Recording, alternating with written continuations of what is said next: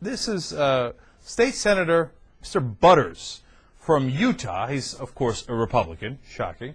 And he's had some questionable moments in the past. Some have questioned some of his comments about African Americans. As you're going to find out in a second here, Mr. Butters is not exactly political. That's a funny way of putting it. He's a politician, but he's not very political. He's going to tell you how he feels. That could be an upside, except how he feels is interesting. All right, let's start listening in. I believe that in the Constitution being something that was inspired of God. Of course. And the way these people are destroying the Constitution is they're saying the Constitution is a living document. That means it's subject to change. But truth don't change. It does not change, and I won't accept any of that. So they say, well, you know, marriage is between a man and a woman, that's changed. Look around. Look at all these combinations of abominations, as far as I'm concerned. To me, homosexuality will always be a sexual perversion, and you say that around here now, and everybody goes nuts. But I don't care. They say I'm born that way. There is some truth to that, in that some people are born with attraction to alcohol. One drink and you're gone. Their number one goal is to proselyte the youth. That's why I threw them out of the schools, because I said, no, it's not a friendship club, that's a recruiting station. But they're mean. They want to talk about being nice. They're the meanest buggers I've ever seen.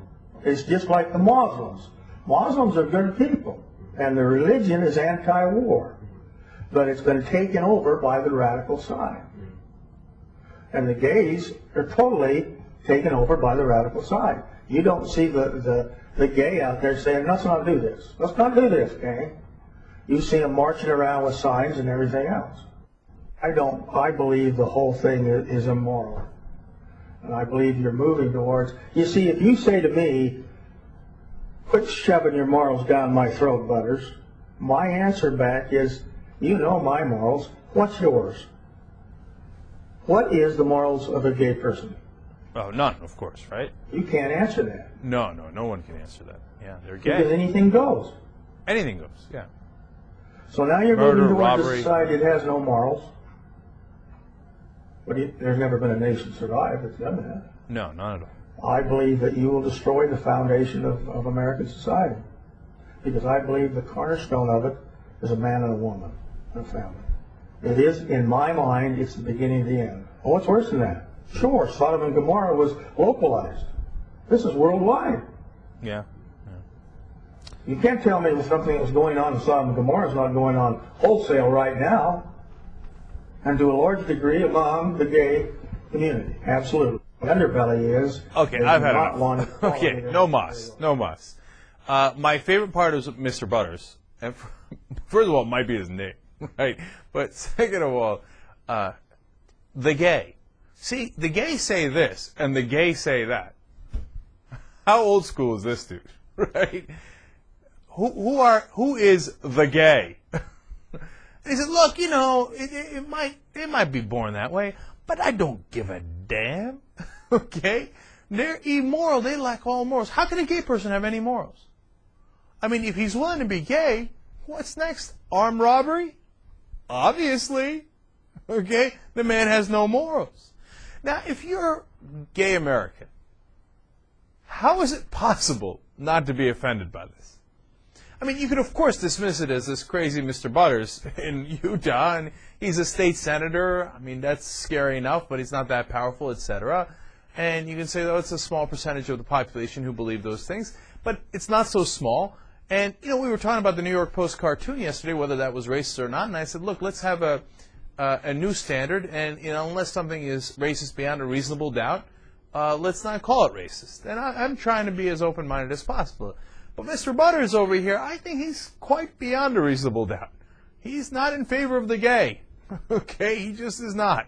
And if you told him that, he'd be like, hell yeah! I'm not in favor of the gay.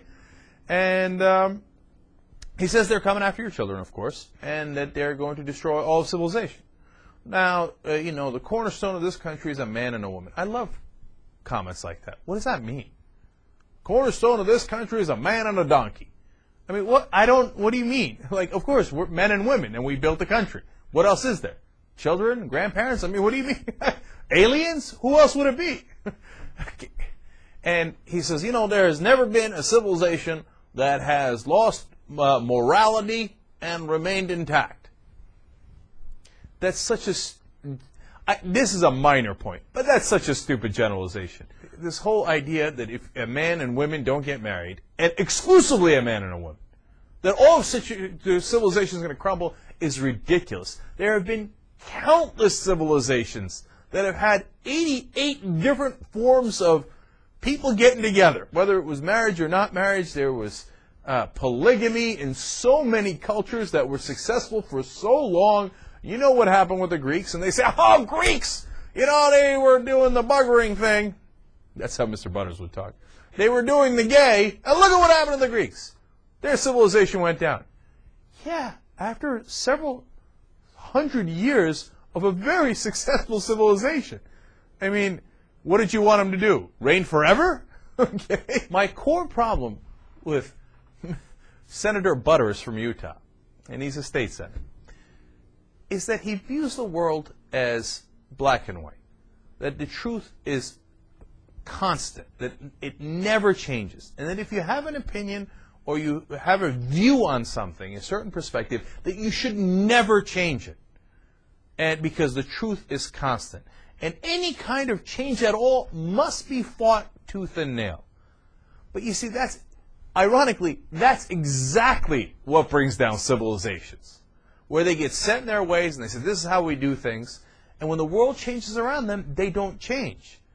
And that is exactly the problem that George W. Bush had for 8 long, disastrous years, where he would never change his mind, no matter what happened. And look, I got to tell you this, not just on a political level, but on a personal level. If you go through your life that way, you're going to be a walking disaster area. Life changes around you all the time. You have to adjust. It's part of life. It's part and parcel of life. It is, as Mr. Butters would say, it is the foundation of our lives. You have to be able to adjust. And if you do not adjust personally, or we as a society do not adjust in the macro picture politically, then we're doomed. That ideology is the conservative ideology, but taken, in my opinion, to an extreme. I think you can be a conservative without buying into what Mr. Butters is saying there about how truth never changes. But that is the principal problem with conservatism. It is wrong. It is fundamentally wrong to say that you should never change. Should there be some constants in life? Of course. Should there be certain things that you say, hey, you know what, this is the direction I'm headed in, or these are the things that I believe. I'm not an anarchist, and as much as the conservatives would like to paint liberals and progressives that way, we don't think that there are no rules or there are no morals. That's inane. Of course there are rules. In fact, we believe in the rule of law, whether it applies to the markets or applies to international law and how we respect that, more than anybody else does. But you have to be able to adjust, sometimes on the margins and sometimes in a big way.